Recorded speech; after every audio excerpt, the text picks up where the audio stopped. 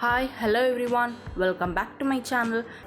இன்றைக்கி நம்ம பார்க்க போகிறது கோட்டோட லங்கும் லிவரும் வச்சு ஒரு சைட் டிஷ் ரெசிபிங்க.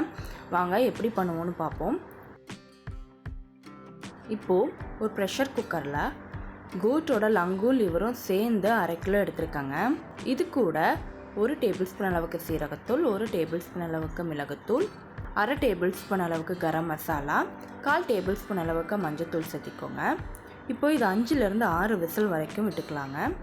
மீன் வாயிலில் நம்ம ஒரு மிக்சர் ஜாரில் ஒரு பெரிய வெங்காயம், ஒரு தக்காளி, 3 வரமிளகாய் சேர்த்து கொஞ்சம் தண்ணி ஊற்றி பேஸ்ட் மாதிரி அரைச்சி எடுத்துக்கிறோங்க.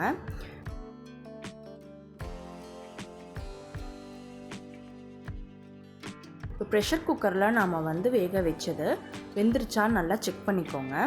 இப்போது ஒரு கடாயில் 2 டேபிள் ஸ்பூன் அளவுக்கு எண்ணெய் சேர்த்திக்கோங்க.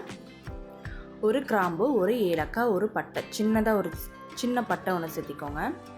இப்போ கொஞ்சம் கருவேப்பிலை சேர்த்தி நம்ம ஏற்கனவே அரைச்சி வச்சு அந்த பேஸ்ட்டையும் போட்டு நல்லா வதக்குங்க.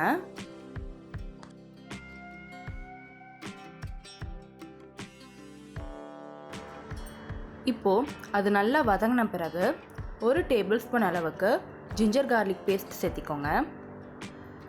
இப்போ அதுவும் சேர்த்து நல்லா வதக்குங்க. பச்சை வாசம் போகிற வரைக்கும் வதக்கிக்கோங்க.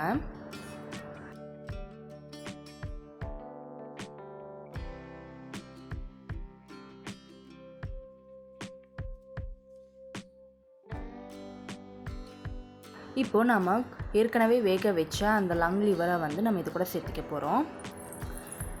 சேர்த்திட்டு நல்லா அந்த மசாலா கூட நல்லா மிக்ஸ் பண்ணிக்கோங்க. இப்போது அது கொதிக்கிற வரைக்கும் வெயிட் பண்ணுங்கள். கொதிக்கும்போது உங்களுக்கு தேவையான அளவு உப்பு சேர்த்திக்கோங்க. இப்போ அது நல்லா கொதித்து தண்ணி நல்லா வற்றி ட்ரை ஆகிற வரைக்கும் நம்ம குக் பண்ண போகிறோங்க.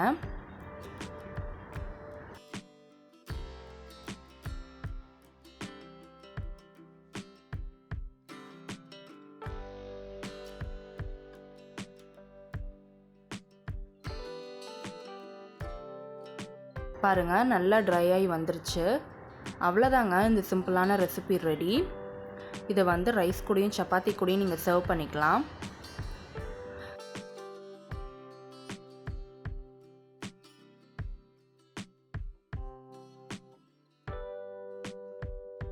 நம்ம சேனலை சப்ஸ்கிரைப் பண்ணுங்கள், சேனலை சப்போர்ட் பண்ணுங்கள்.